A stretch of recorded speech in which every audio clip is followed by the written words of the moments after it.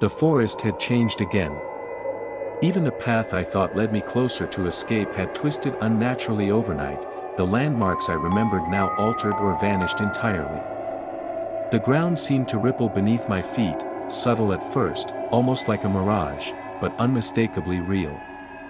I could feel it beneath my boots. The forest itself was alive and aware, guiding me, testing me, teasing me with glimpses of possible exits that dissolved into impassable thickets or sheer drops.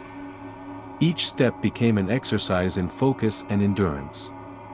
My heart raced, but my mind clung to every fragment of logic I could muster. I knew instinct alone would not save me. Reason, observation, and patience were now my only allies.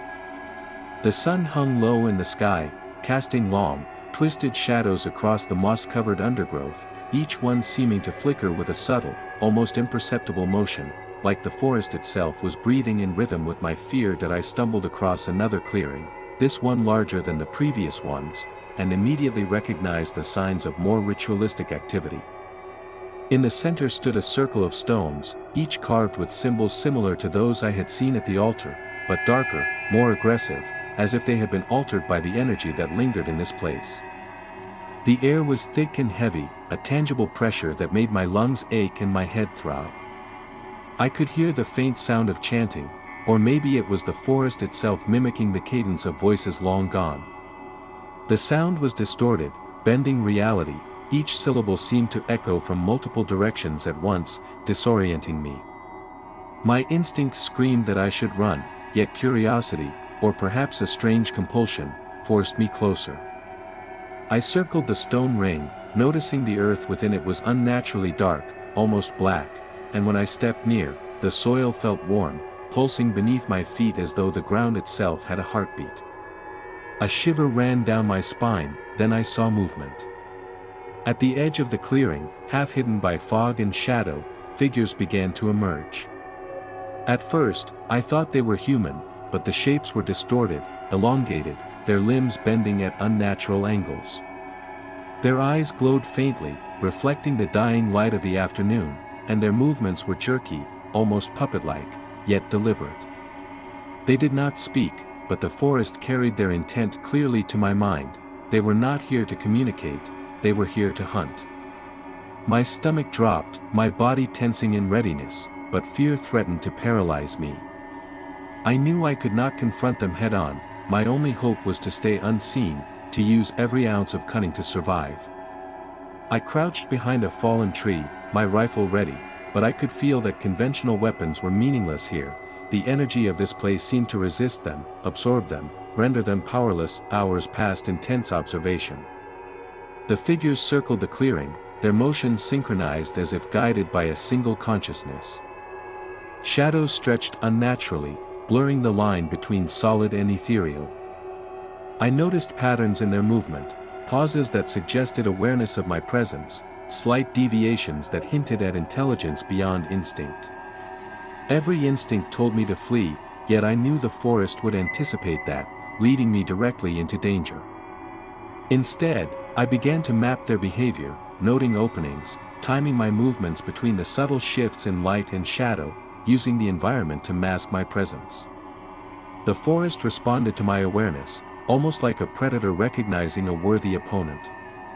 The tension was suffocating, every breath a struggle, every heartbeat a loud drum in my chest. As twilight approached, the glowing figure from the previous night reappeared, moving toward the stone circle with deliberate grace. Its form was more distinct now, humanoid yet impossibly elongated, radiating a soft, eerie luminescence that illuminated the grotesque figures surrounding it.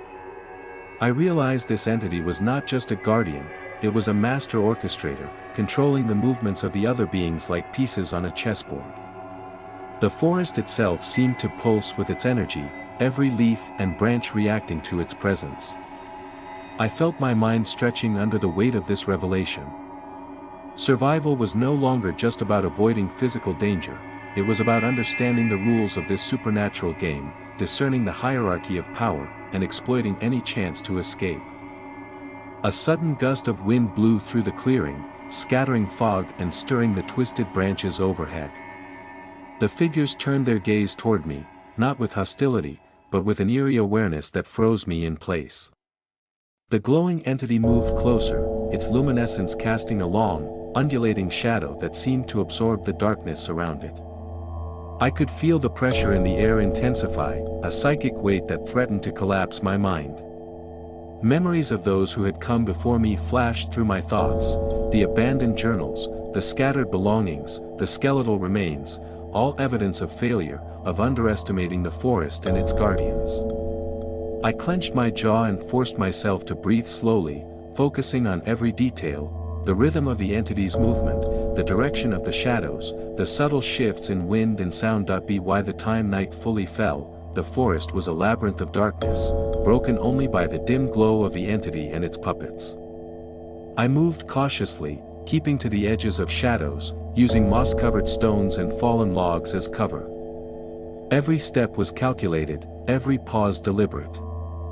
I found remnants of previous attempts at survival, crude shelters, hastily scrawled messages warning of the forest's intelligence, and traps that had been dismantled by the unseen inhabitants. The realization hit me with full force: this place adapts, learns, and evolves, and I was being measured against its infinite patience. My fear became a tool. I had to harness it, allow it to sharpen my senses rather than paralyze me. Hours blurred into an endless night. I stumbled across a shallow stream, the water eerily still, reflecting distorted images of the trees and sky above. The reflections were not accurate. Some appeared twisted, monstrous, as if the water itself was a mirror to another reality. The entity's glow appeared faintly in the distance, moving methodically, patrolling, ensuring that no trespasser could remain unnoticed. I realized that fleeing blindly was not an option. Instead, I had to think several steps ahead, predict the entity's patrol routes, and use the environment in ways it might not anticipate. My mind became a map of calculations, strategies, and contingencies, each one designed to exploit even the smallest advantage. As the first light of dawn struggled to pierce the dense canopy, I found a hidden alcove beneath a cluster of ancient roots, offering brief respite. The forest seemed quieter here, though I could still sense the entity's presence, an omnipresent awareness just beyond the edges of perception. I allowed myself a moment to rest, to reflect on the horrors of the previous night and the trials that had brought me to this point. The realization was stark: the forest had no mercy, no fairness, and no end to its tests. Each survival was temporary, a fleeting reprieve in a place where time and reality were fluid.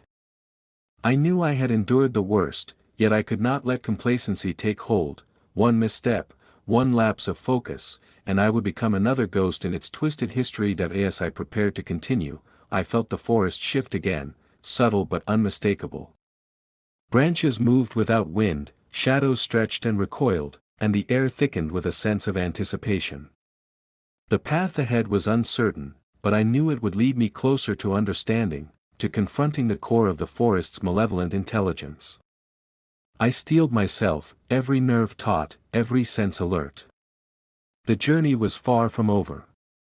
The forest was alive, and I was still its prey, but for the first time, I felt the faint stirrings of hope, a determination not merely to survive, but to uncover the secrets of this nightmare and emerge, perhaps, not entirely unscathed, but alive. The forest seemed alive in ways I had never imagined. The trees, already gnarled and imposing, now appeared to lean closer, their twisted branches scraping the sky like skeletal fingers. Every step I took on the damp, moss-covered ground echoed unnaturally, as if the forest itself were mimicking my movements. The fog that had begun to settle earlier had thickened into a swirling, almost tangible haze, reducing visibility to mere feet. My breath came in short, panicked gasps, each one loud enough in the silence of the woods to make me feel as though someone, or something, was following just beyond sight. Shadows moved between the trunks, fleeting glimpses that vanished the moment I tried to focus on them. I could hear faint whispers carried by the wind, words I couldn't comprehend, but they sent chills crawling along my spine. It wasn't the isolation that frightened me now, it was the sense that the forest itself was conscious, aware of me, and perhaps even anticipating my next move. As I ventured deeper, the underbrush thickened, snagging at my jacket and tearing at my boots. It wasn't just physical obstacles I had to contend with, the air itself felt charged, heavy with an unseen energy. The hairs on my arms stood rigid, and a sense of dread I had never felt before settled over me. Ahead, a faint glow appeared, oscillating with a subtle rhythm, almost like a heartbeat. My first thought was that it might be the same fire I had seen on the first night, a trick of my imagination or some lost camper. But as I approached, the glow intensified, illuminating shapes that defied reason, twisting forms that seemed humanoid but distorted, flickering in and out of focus. Their movements were jerky, unnatural, and the moment I tried to get a closer look, they vanished into the mist as though the fog itself had swallowed them whole. That I froze in place, my heart hammering against my ribcage. A low growl reverberated through the forest, not from any direction in particular but from everywhere at once. It resonated in my chest, vibrating through my bones, and I stumbled backward, nearly tripping over a root. My instincts screamed at me to run, but something compelled me forward, an almost magnetic pull toward the glow. As I cautiously moved, the forms reappeared, each one more grotesque than the last. Their features were blurred, yet I could make out eyes that glowed faintly, reflecting the eerie light in a way that made them appear alive with malevolence. The whispers returned, louder now, urgent, as if they were warning me, or maybe trying to lure me deeper into the forest's embrace. Suddenly, the ground beneath me trembled slightly, as if some enormous creature were moving just below the surface. I paused, frozen in fear, and scanned the misty surroundings. There was no visible movement, yet the vibrations continued, rhythmic and deliberate, like steps pacing beneath a hidden canopy. The glow ahead pulsed more brightly, and I realized it wasn't coming from fire at all. It emanated from the forms themselves, a soft, almost bioluminescent hue that shifted between green and pale blue. The sight was mesmerizing, yet horrifying. I wanted to look away, but my gaze was locked as if some invisible force compelled me to bear witness. My mind raced, trying to make sense of what I was seeing, but every logical explanation crumbled under the weight of the surreal reality before me. As I cautiously stepped forward, a cold wind swept through, carrying with it a sudden clarity. The whispers transformed into a cacophony of voices, shouting and crying out, some pleading, others warning. I could feel their emotions, fear, anger, despair, all colliding in the air around me. Then, without warning, one of the glowing figures turned toward me. I froze, paralyzed by the intensity of its gaze. The eyes, if they could be called that, were impossibly deep, containing a dark intelligence that made my stomach churn. It raised a hand, or what resembled a hand, slowly, deliberately, pointing directly at me. In that instant, the forest fell silent. Even the wind seemed to hold its breath. I felt a sudden surge of adrenaline mixed with an overpowering sense of doom, as though the figure's attention alone could drain the life from me. That I stumbled back, tripping over the roots, and fell to the forest floor. My flashlight, which I had kept ready, flickered weakly and then died, leaving me in near-complete darkness. Panic set in, and I scrambled to my feet, the glowing forms now advancing, floating slightly above the ground in a way that defied physics. Each step I took seemed to echo in time with a pulse that wasn't mine, a heartbeat from the forest itself. I ran, weaving between trees, over logs, through thick undergrowth, desperate to escape the growing army of spectral shapes. Behind me, I could hear their movements, soft shuffles, the rustle of fabric that didn't exist, and a low, resonant humming that seemed to vibrate inside my skull. The glowing eyes followed me relentlessly, cutting through the dark, never blinking, never faltering. Hours, or maybe minutes, time had lost all meaning, passed as I stumbled deeper into the forest. The terrain became treacherous, with cliffs and ravines appearing suddenly, forcing me to slow my pace. My lungs burned, my legs screamed in protest, yet I couldn't stop. I could feel the presence of the forms closing in, their whispers now transformed into laughter, cold and sinister, echoing around me from every direction. Every instinct I had screamed that I was in mortal danger, yet an irrational part of my mind, the part that had always chased adventure, pushed me forward, demanding to see what lay beyond the next ridge, beyond the next stand of trees. Eventually, I reached a small clearing, one of the few areas untouched by the thick mist. The glow of the figures was momentarily obscured, giving me a brief reprieve. I fell to the ground, gasping for air, heart pounding, sweat and rain mixing on my face. It was then I noticed the trees in the clearing were different. They were charred, blackened as if by fire, yet untouched by flame at this moment. The ground beneath them was cracked, the soil raised in unnatural patterns, almost like the earth had been contorted by some immense, unseen hand. The air was thick with an acrid scent, one that burned my nose and throat with every inhale. I realized, with a sinking feeling, that the forest itself was a trap, a living entity, capable of warping its terrain, controlling its inhabitants, and hunting anyone who dared trespass. That I crawled forward, seeking shelter behind a fallen log. My mind raced as I tried to find a way to escape this nightmare.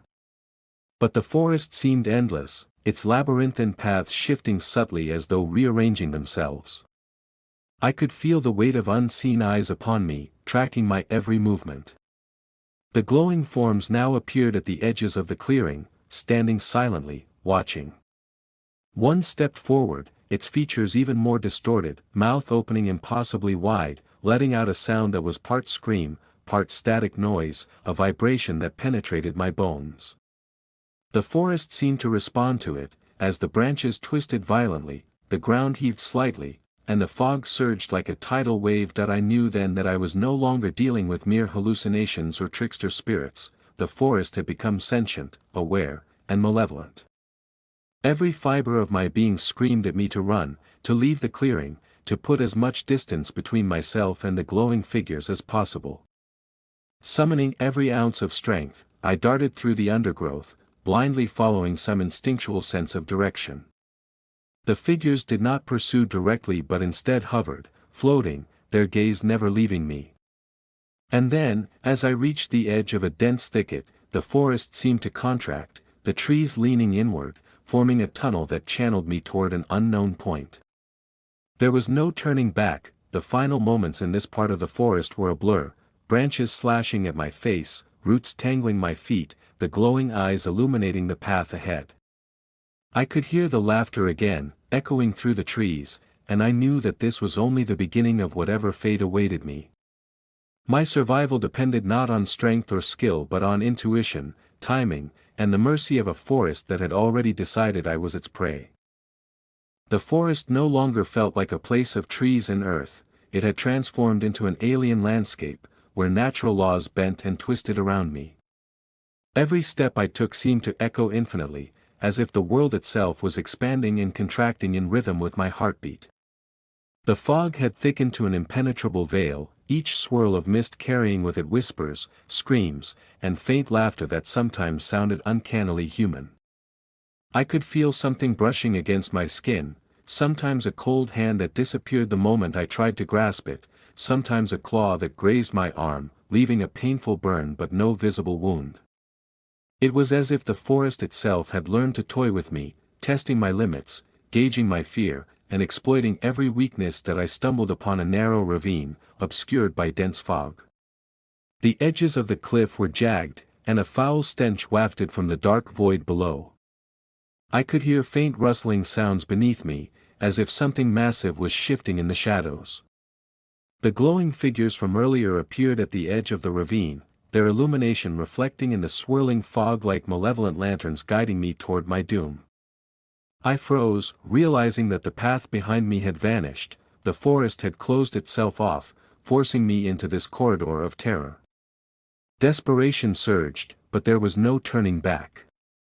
Instinctively, I grasped a sturdy branch and began carefully lowering myself down the ravine's side, each footstep precarious, each movement magnified by the tense silence. As I descended, the air grew colder, almost frigid, making my skin prickle with goosebumps. The whispers evolved into voices chanting in a language I couldn't understand, yet somehow seemed familiar, like a half-remembered dream from childhood. My pulse raced, every nerve screaming in alarm, yet I felt a strange compulsion to keep moving forward. A faint glow emanated from the bottom of the ravine, illuminating jagged rocks and twisted roots that appeared to grow from nowhere. I realized the forest was no longer bound by ordinary physics, the terrain bent unnaturally, creating pathways and obstacles designed specifically to ensnare me. My rational mind tried to make sense of it, but logic was useless here. Survival depended purely on intuition, courage, and luck. When I finally reached the bottom, the glow intensified, revealing a massive circular clearing surrounded by towering, blackened trees whose trunks were scarred with deep grooves, some resembling crude symbols etched into the bark. In the center lay a pool of water, impossibly still, reflecting not the sky above, but a distorted version of the forest itself. The glowing figures gathered around this pool, their forms shifting and writhing, faces contorting into expressions of malice, agony, and curiosity. One figure stepped forward, taller and more imposing than the others, its glow pulsating like a heartbeat. It extended what could only be described as a hand toward the water, and the surface rippled unnaturally, distorting the reflections of the figures surrounding it. I could feel an invisible energy radiating from the pool, tugging at my very essence, making my vision blur, and my thoughts scatter.